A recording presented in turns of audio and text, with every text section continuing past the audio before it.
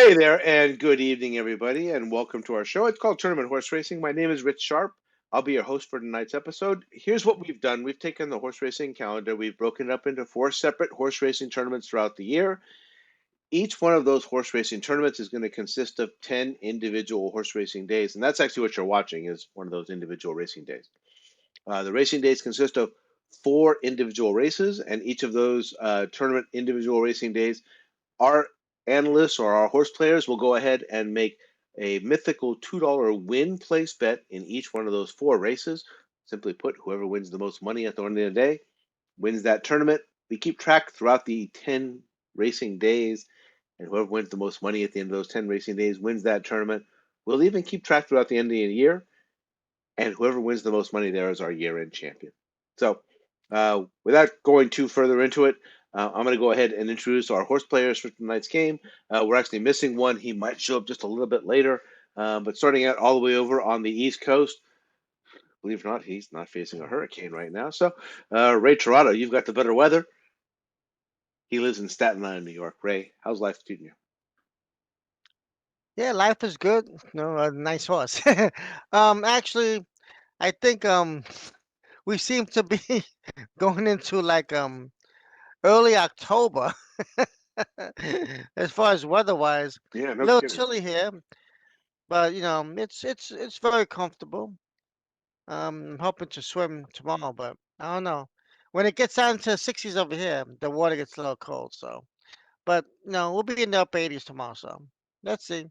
But everything is good. Thanks, guys. Good to see you guys. Yeah, nice to see you, Ray. Well, I'm going to bring you back here to California. I actually live in Murrieta, California. My next analyst lives in Temecula, California, and I'm going to intercede here before I introduce Joe English to you and just report we're looking at a hurricane coming here in California, you guys. And just so you know, in Southern California, we don't actually know what to do when there's a hurricane. Do we build sand castles? Do we put up the sandbags? Do we burrow in the ground? Are we supposed to get to the lowest area? Hurricanes are not our deal right now. So we're getting crazy alerts that are going on. Mm. High winds are expected. Heavy rainfall in the next 48 hours. For all we know, this could be the final broadcast of tournament horse racing, depending on what happens to me. But turning to the south, my good friend Joe English, what's going on down there? How's the how the recovery efforts going?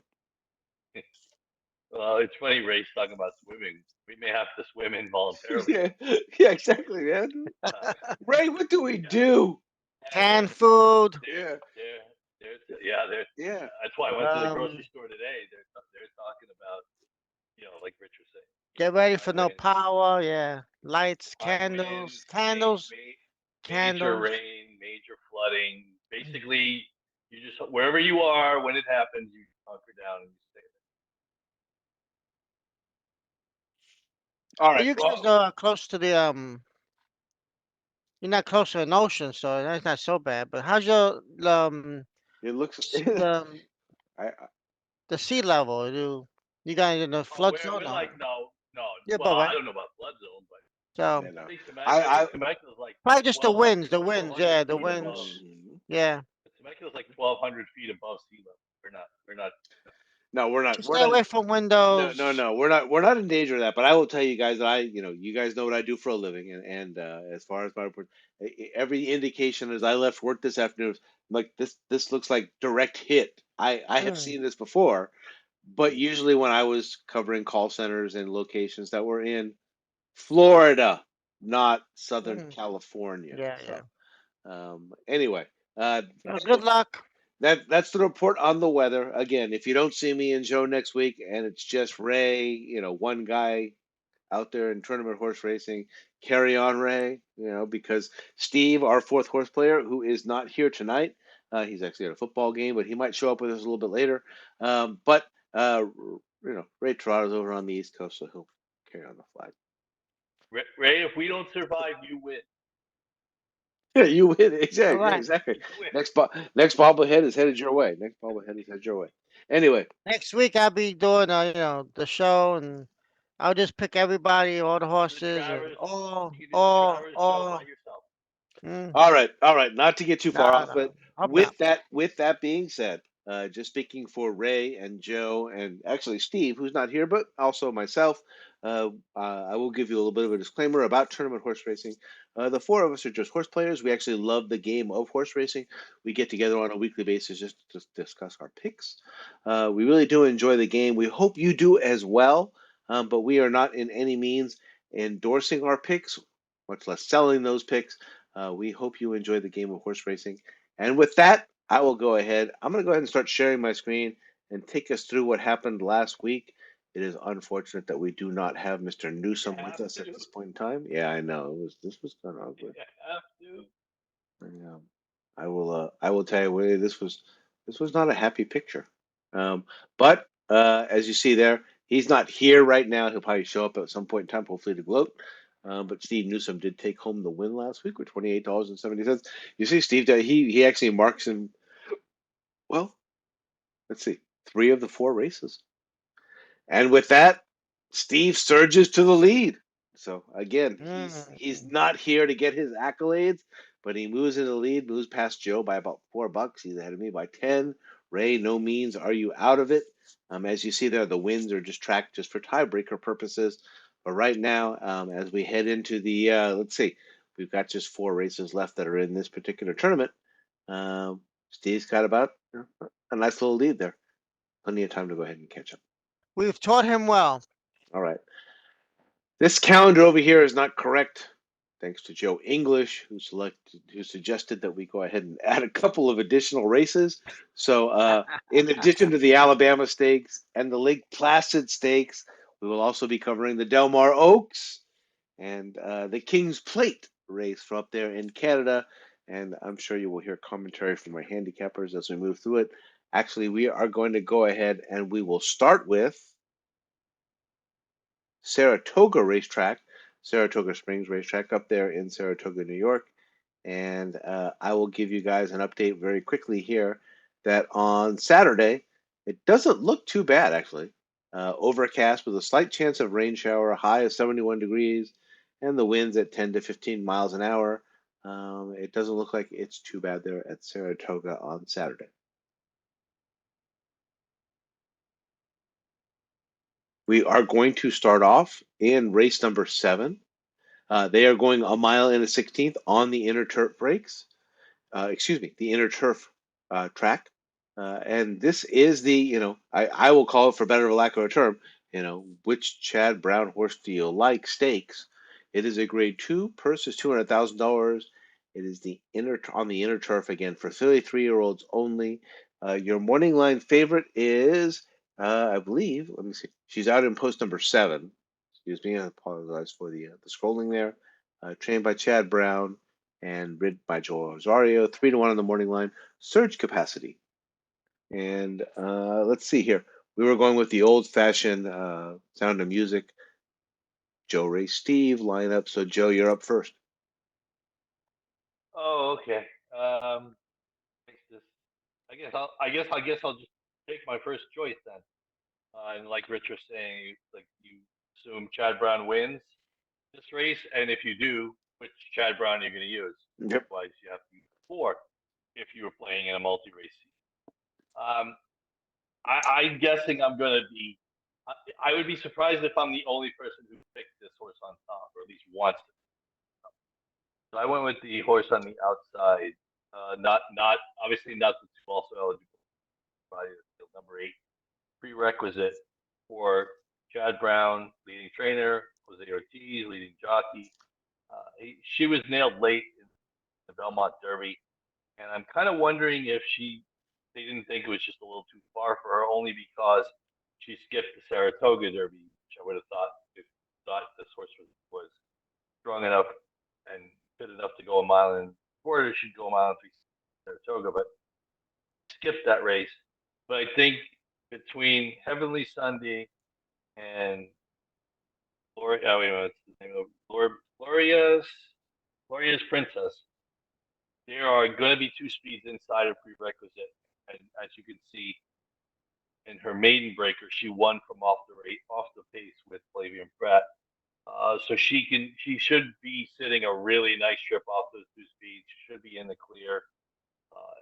unless something goes wrong and she goes to the lead, I would think they really just want to sit off the two side speeds and bounce, be in the clear, and let her take over at the top of the lane and say, "Come and catch me if you can."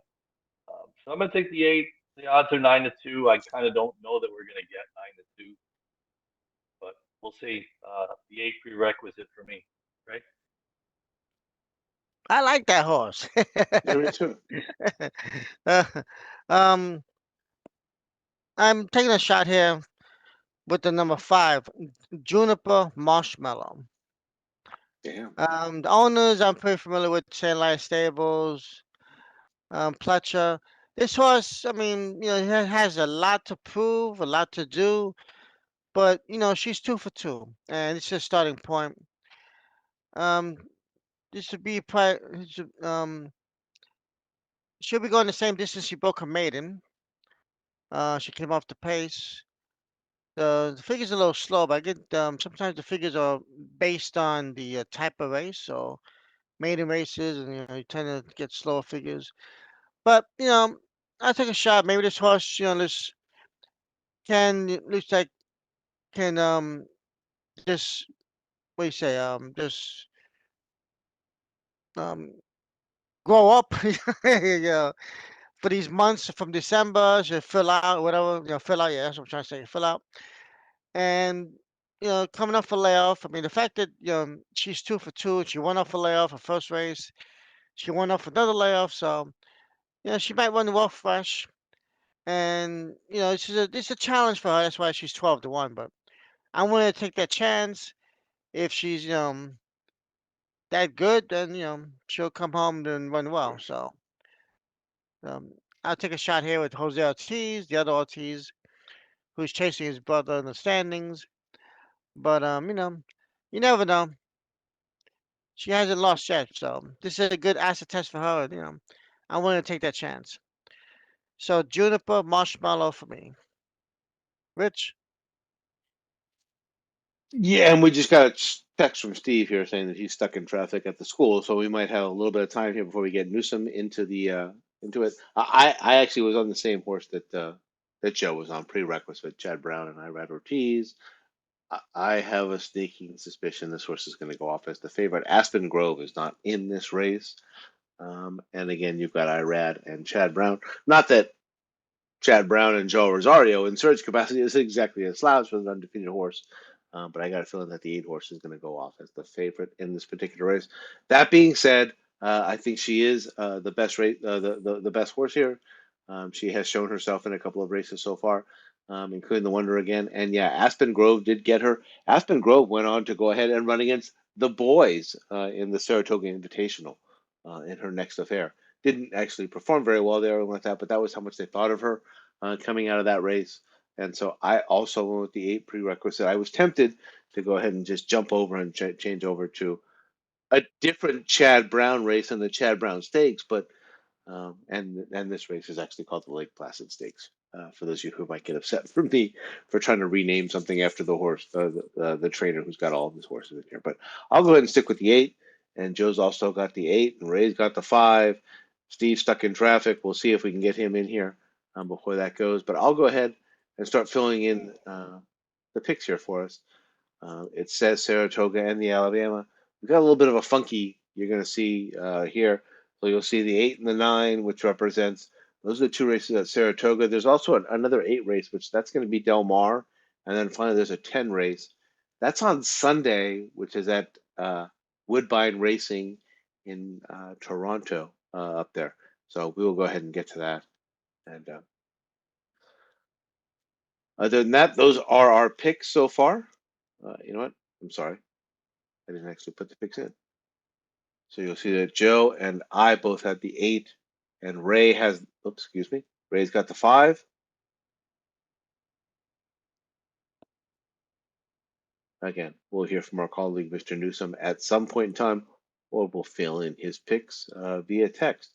I apologize for the scrolling here. I will go ahead and just move the screen down. Race number 9 is also at Saratoga. This is kind of a funky pick 4 that we've put together here for you here on Tournament Horse Racing. But race 9 is also at Saratoga. So For those of you who have your bingo cards at home, skip race number 8. The first pick for in race number 7. Now we're looking at race number 9. This is the feature race on the day. They are going 1.25 miles on the main surface. It is the Alabama Stakes presented by Keeneland Sales. Grade 1, purse is $600,000 for filly 3-year-olds only. And your morning line favorite is here in post number 2. We've actually seen her a number of times here on this show. Trained by Brad Cox and ridden by Flavian Pratt. Wet Paint is 2-1 on the Saratoga morning line. Ray, you live out there in Staten Island, New York. It's in your backyard. You get first pick in the Alabama. Alabama, this is a nice race. Very prestigious for the breeding of these fillies. Um, I decided to go with number 3, Julia Shining, Sires, and again Pletcher. I just feel that this horse, um, ran in the grade 1 Ashland, ran pretty well, just finishing third. Got a little breeder. She's been working out well, and another one comes in fresh. This time of year, like, it's nice to get these fresh horses. A lot of these other horses, they've been running and running, and towards the end of the season, but this horse has a lot of potential. She ran against Dreamy of Snow. That was a nice little filly there in Tampa. So I think she has a little upside. I like the curling. These fillies from curling, they tend to sometimes, you know, grow faster, the late 3-year-old into the 4-year-old season. So another shot, 5-1 Sires. I know what pace can get a lot of support. But, Web Pace got 9 races and Julia Shannon has 4, so a little fresher legs here, and I think she'll be close. I want to pick a deep close in these races, so she'll be able to prompt the pace, and hopefully she'll have enough in her legs to to get that mile in the quarter. So and she gets AP Indy grandfather, so lot of length there. So, but I'll go with Julia Shining in the Alabama. Rich. I went right back to the same number I used in the first one. Sometimes it makes you feel like how my wife picked me, randomized. Again, I went back to Chad Brown. This time I switched jockeys, went to Joel Rosario, and she's 2 for 4 lifetime, 1 for 2 here at Saratoga. So she's got some experience here. As you see, she won her maiden special weight affair here. Oh, excuse me, by about 5.5 lengths. It was only 6 horses, and she was short priced at that day. But then she came back out, and the Acorn did not exactly show her best affair, and then came up and put up a big speed figure just with a 4-horse field. It was a smaller stakes affair at Saratoga. So again, she's got 2 wins in her career. One of them is already at Saratoga, so she's got some experience over the track. Again, you're getting Chad Brown and Joel Rosario, 9-2 on the morning line. We'll see if that holds true. As you guys know, I'm a sucker for anything bred by the sire of Nyquist. I also like those high price horses, and she cost $420,000 once upon a time.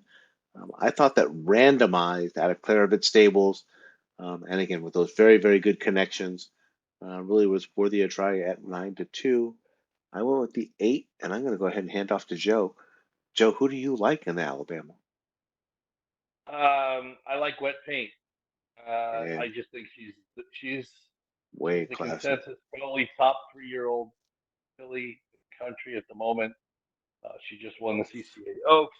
But yeah, it's funny because this race is very contentious, and I could have gone a couple of different ways, including race pick with Julia Shining because I think she's just bred the best for 1.25 miles. But for me, Ray, I'm not sure if you found this interesting at all. I kind of wonder if Chocolate Gelato isn't a rabbit gambling girl.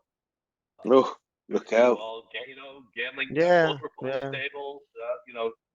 Gambling girl always seems to need some pace in order for her to be able to run her best and close closed ground late. But the problem is that scenario, if it works out that way, benefits wet paint just as much as it does gambling girl, because wet paint's a dead closer. She's pretty much last every time she Yeah, starts exactly. in any Yeah. race. She's either at the back, or she's either the trail runner, or near the back of the pack. So I don't know that strategy won't hurt wet paint at all. I think it hurts more the other speed horses in the race. So, like I said, I'm just sticking with the horse side. The horse we know best. The horse who is the best Yeah, performs the best of her ability so far. this year. And I don't think the longer distance could be an issue. Street Cry, tired Street Sense, who won the Kentucky Derby. Street Cry won the by World Cup back in the day. Lame obviously beat Zenyatta in the Breeders' Cup Classic at a mile and a quarter.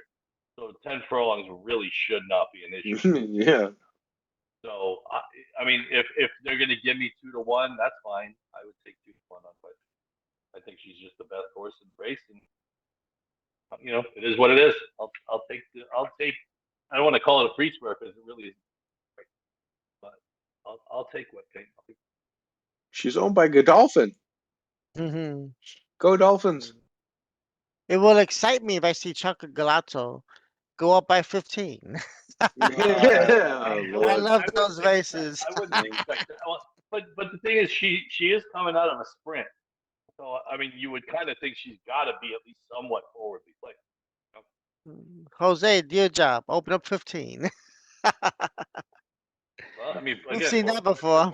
both Rapoli, both Fletcher. So I mean, Yeah. I'm not saying it's out of the realm of possibility. I don't think they would sacrifice Chocolate Gelato. I think it's a better horse than that. But Okay. Who's to say? The same owner. They both go back to the barn to eat.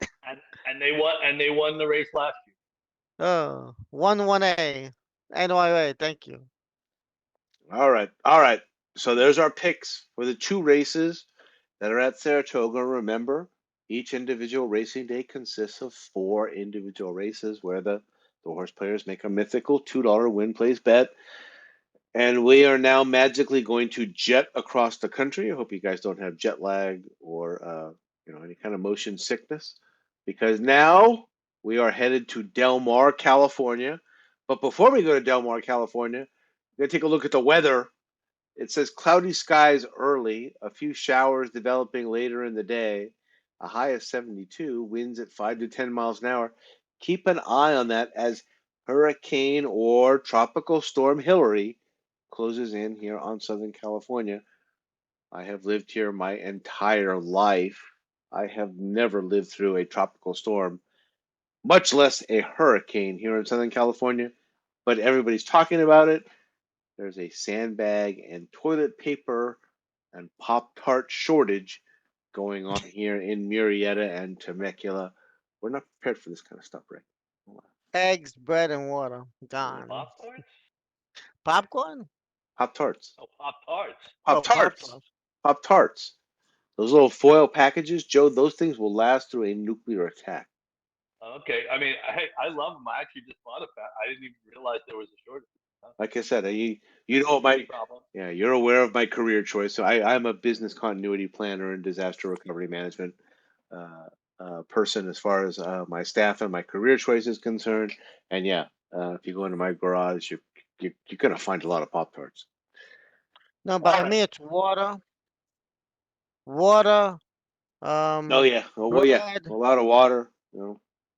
canned goods, cereal, you name it. Can we get to the Toilet race? paper. Right, we're back to I'm trying to California. prepare you guys. Yeah, and so we are at Del Mar, California. It looks like the weather should be holding up at least throughout the racing day there. So Hurricane Hillary or Tropical Storm Hillary won't be affecting us. So by that point in time, we have one race for you on this schedule. It is race number 8. They're going a mile and an eighth on the turf. It is the Del Mar Oaks. It is a grade 1. The purse is $300,000 for fillies, 3-year-olds only, and your morning line favorite is there in post number 5. Her name is Anisette, trained by Leonard Powell and ridden by Umberto Rispoli, and she is 5-2 on the Del Mar morning line. And this is where Steve would have been going first. And I guess that's not going to happen because Steve isn't here. So you're going to get me firing off with a long shot, actually, in the first one. You guys have heard me say this for years now. Well, especially the three of us, the original Three Broke Guys handicapping. You guys know I would bet an East Coast turf horse over almost anybody in California. And I'll even show some forgiveness for a horse who they switched over from the dirt to the turf here in California, but actually show something. It just pitched a 1 1/4 lengths off for a optional claimer for non-winners of two. And this is Infinite Diamond, trained by Patrick Biancone and ridden by, of all people, Mike Smith. As you see there, the horse actually ran in some stakes races over there at Gulfstream Park, one of my favorite races, but they were all in the dirt. So that's the Cash Run, the Devona Dale, and then the Grade Two Gulfstream Park Oaks. The horse did run in all three of those legs of those races, and then switches over here in California to the turf. I'm going to go ahead and trust that Petrovian Cone knows what he's doing.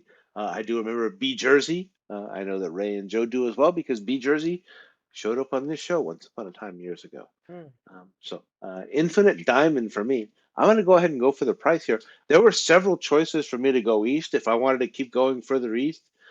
There were a couple more choices, but I decided to settle in Florida, and I will go ahead and go with the three as a result of the fact that Steve's not here. So I'm going to go ahead and pick up that leg first, and I'll go ahead and hand off to Joe. Go ahead, Joe. You can keep the three. I'm going to take the winner. Give me the favorite. This horse is Oh yeah. 5-2 is a dream. 5-2 is a dream. She beat a couple of these when she was second in the San Clemente, when she won the San Clemente last time out, and that 2.5 lengths was deceiving. She kind of blew those horses away. And the other thing is now there are two sprinters, two horses that are going first time 2 turns in this race. Big Pond and Absolutely Zero. So I would expect that there should be plenty of pace to set it up for the closing kick that she's got. And honestly, it should even be less traffic. She's coming out of a 14-horse field into a right now the race is a current 10-horse field, and it may even be less than that. So as long as the two sprinters stay in, and and we still have only 9 other horses that she's got to beat, she's going to be the favorite. There's going to be a lot talked about her if she performs as well as she did in the San Clemente tomorrow at Del Mar. So I'll take the logical favorite here also, Jimmy Anisette, to win the Del Mar Oaks. Hey, Yes. I went with number 2, Window Shopping. Mandela, Ramona Bass, pretty vulnerable owners out there. Del Mar. This horse ran well in the Santa Anita Oaks on the dirt. But you know what? The first race she ran last year was at Del Mar, and had a little trouble. It says sandwich to start, whatever. Traffic, and she still finished 6 by 4. So that was earlier, no, in November. So a few races under her belt. She had a big race in off the turf where she showed some late speed. She picked up 13 lengths in the stretch. But the Santini Oaks, well, not a bad race, third. So just one of she's not American Pharaoh, and I just think they have a good price. Hector Barros having a really good meet there, so she'll be mid pack. Hopefully, she can get a good trip, and let's see if she's good enough. Working out very well too. A couple of bullets there, and so I'll go window shopping.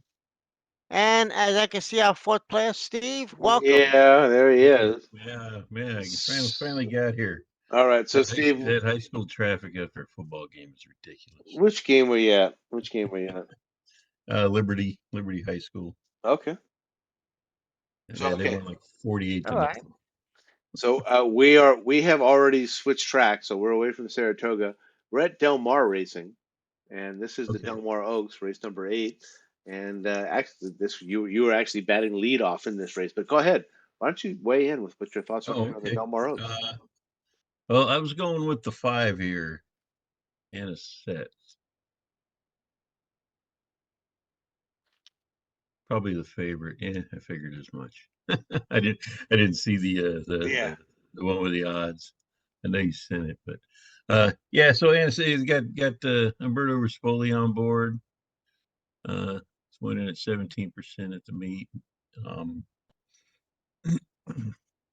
yeah, horse has done pretty well over the last 3 races. Won his last 3. Uh, last one there at Del Mar by 2.5 lengths. I'd say this looks like this horse could be tough to beat in this one. So yeah, I'm gonna go with the 5 and a set. Nice, nice. So, Steve, I don't want to put you on the spot here or anything like that, or kind of Yeah. make you the star of the show, so to speak, and things like that. But you know what? If you've got thoughts on, you know what, before I hit you up on the Alabama, why don't we hit you up on race number 7, which was there at Saratoga Racetrack? And why don't you tell us who you thought was your pick there in the Lake Placid Stakes? Yeah, you want me to just go through the Yeah, other couple of picks give me pretty your quick? Lake So Placid, and then give I me your got I got Saratoga the picks, and we'll catch you up. I got the 2 Osprey Asprey in race 7 here. Yeah, I know you don't want to pronounce that one the way it sounds, huh?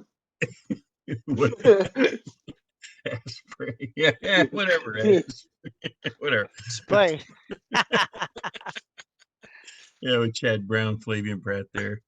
And then for race 9, I'm looking at the 8 randomized. All right. Another Brad Oh, Cox horse. Ran pretty well last race. Had a 103 speed figure there. But yeah, so those are my other 2 picks. All right.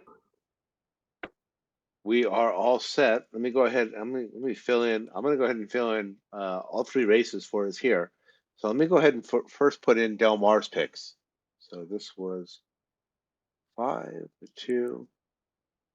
And welcome to the show, Steve.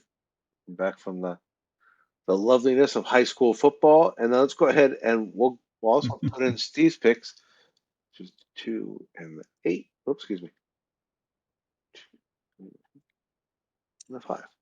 Wait, were we doing race 8 and 9 or 7 and 8 or 7 and 9?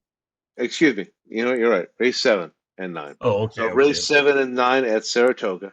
And I had actually meant to label these, so I can't. Give me 1 second here. I'll put that in this in. Because we've got you got here just in time, for Joe's little special treat for us all. Oh, he's got a treat, huh? Yeah, no, on Friday night was his suggestion, which is, the finale on Tournament Horse Racing Tonight. So again, we do a 4 race sequence each week, excuse me, and this is the finale of that 4 race sequence. Again, suggested to us by our good friend here in Temecula, California. Race number 10 is going to be at Woodbine Racing, and this one's on Sunday. So instead of just looking at your racing forms for Saturdays, don't forget to go ahead and take a look at Sunday.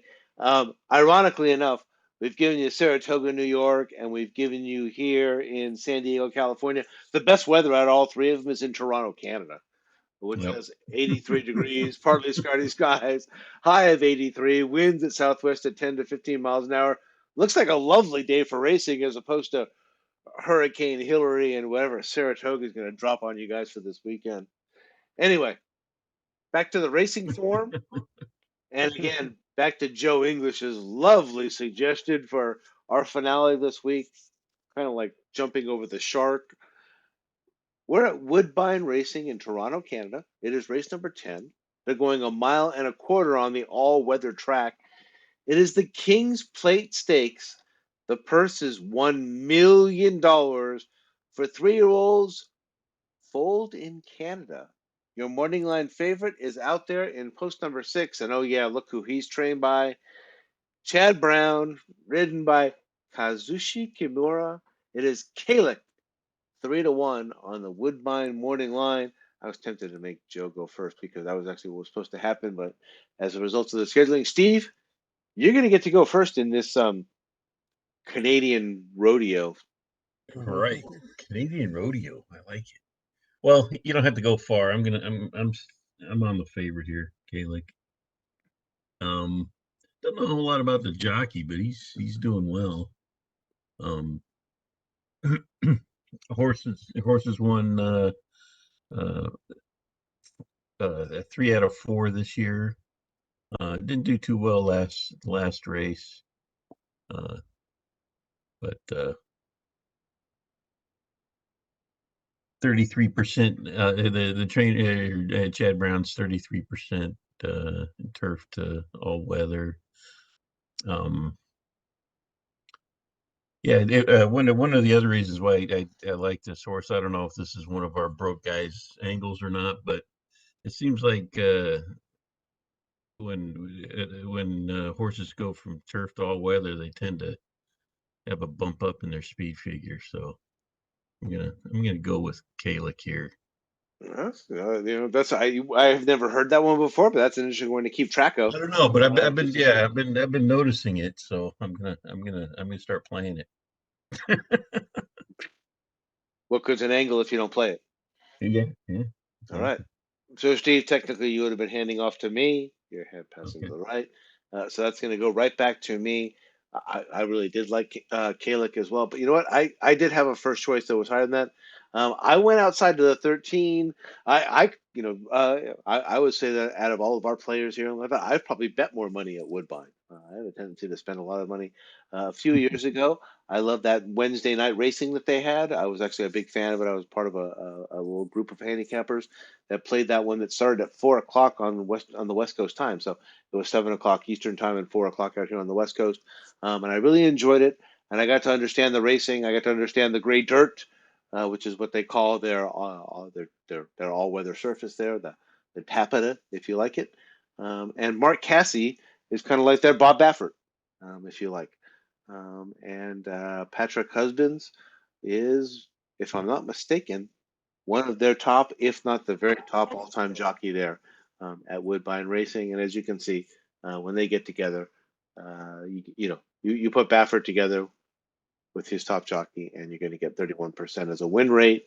I did not believe the horse's stats coming into this one, but this is tough. This race is actually part of the Canadian Triple Crown, and as much as I'm blaming Joe for giving us a 17 horse freaking race here in the middle of August with a hurricane on the way and things like that, it is kind of fun to look at the Canadian racing. There are a couple of more legs to this racing Triple Crown for them up there in Canada, but this is the first one.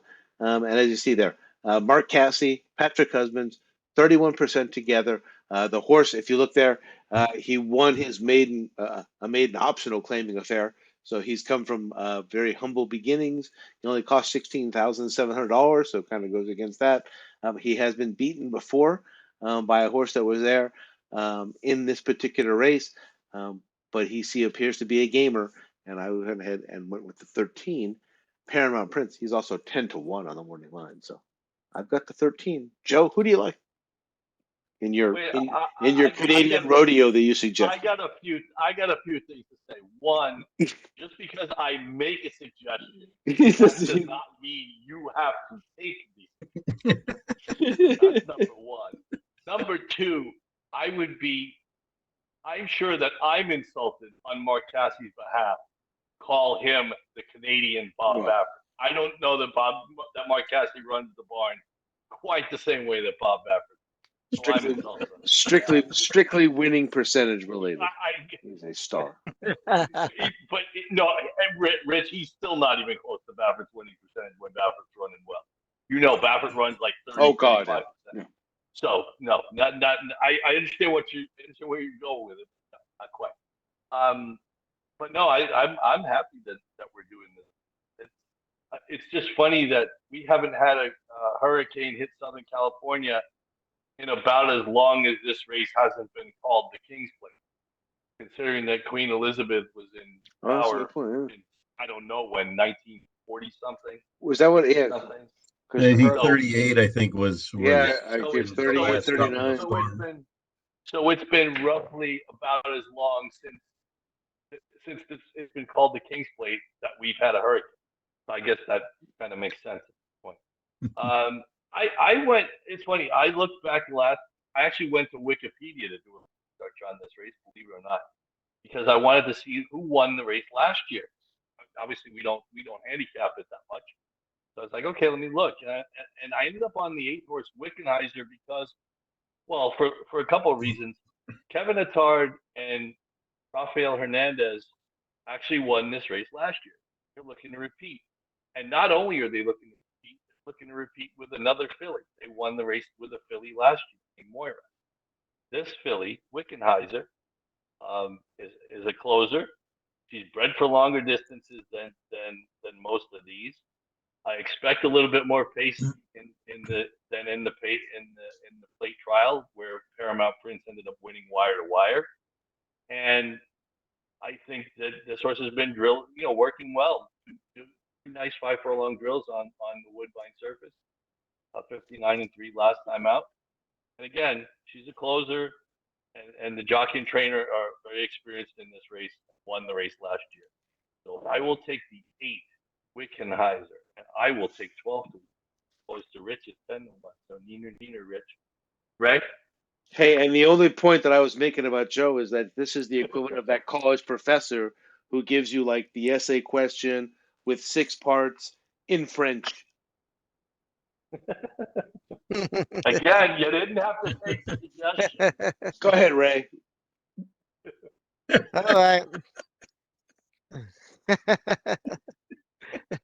Well, when you say you like the horse on the outside, how far out you're gonna go? Yeah, exactly. Yeah, what are you talking about here? Yeah.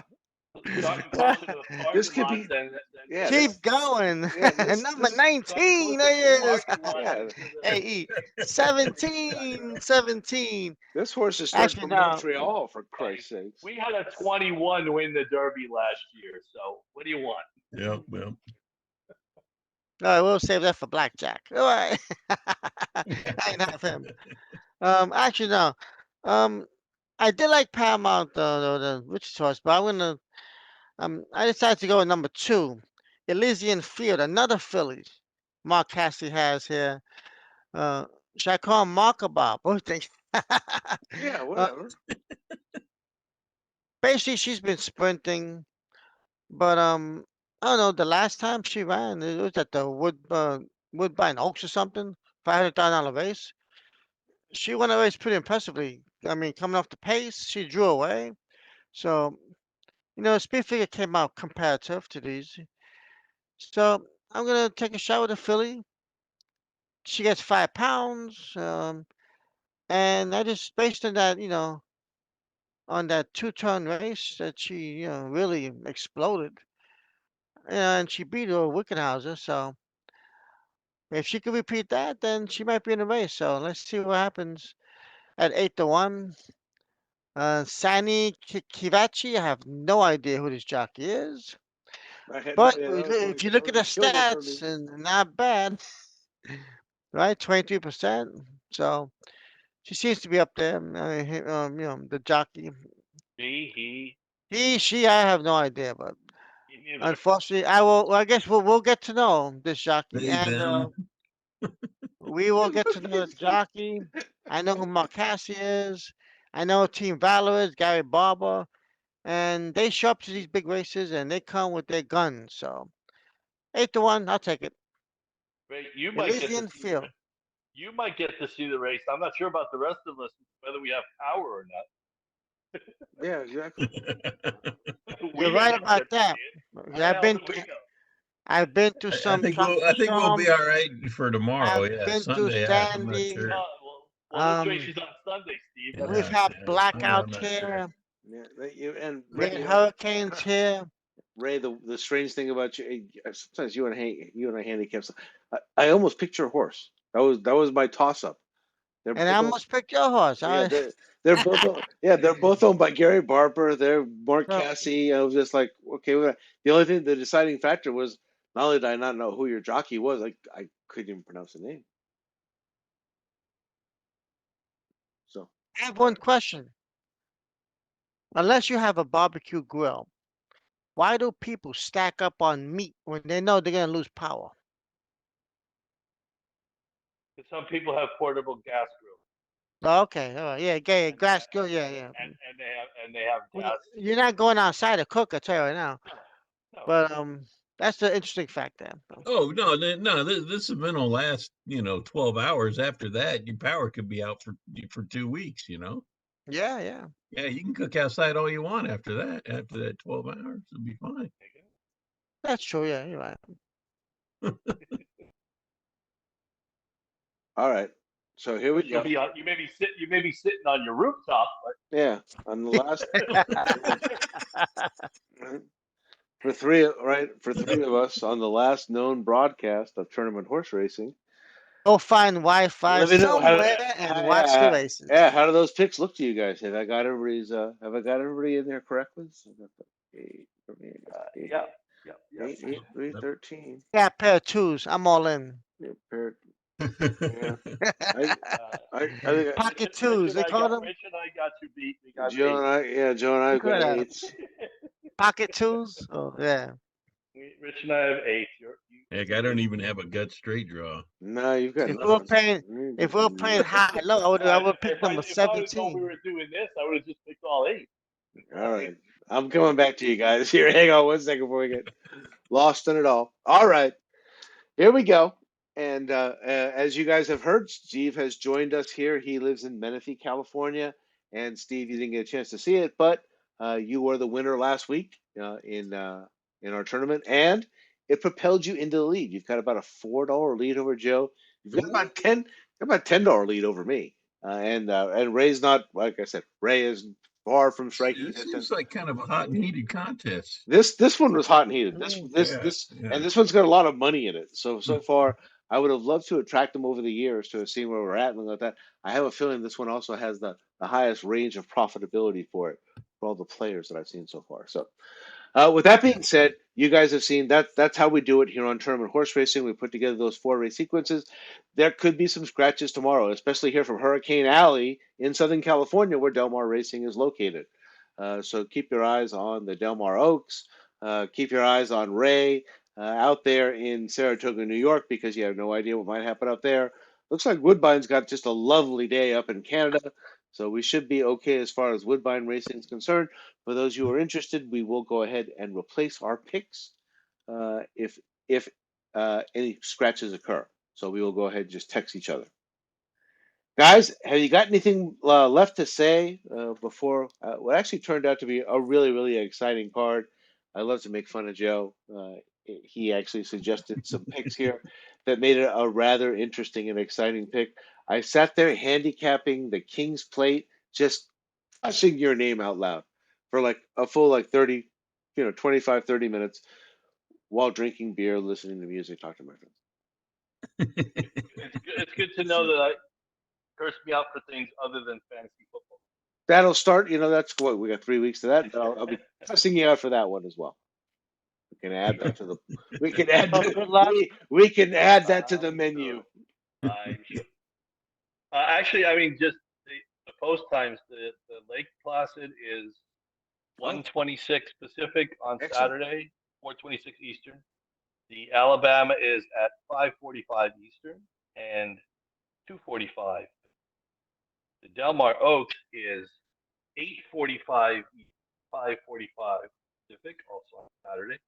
And for those of us who survive, the Queen's Plate is on 5:39 on the East Coast and 2:39 on the West Coast on Sunday.